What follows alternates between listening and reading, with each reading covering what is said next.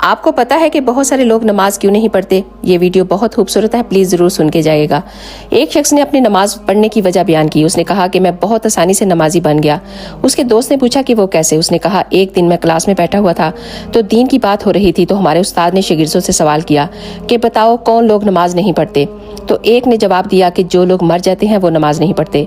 किसी ने कहा जिनको नमाज नहीं आती वो नहीं पढ़ते, और एक शागिर्द ने खड़े होकर कहा कि जो लोग मुसलमान नहीं हैं वो नमाज नहीं पढ़ते, और एक ने कहा जो अल्लाह से नहीं डरते वो नमाज नहीं पढ़ते।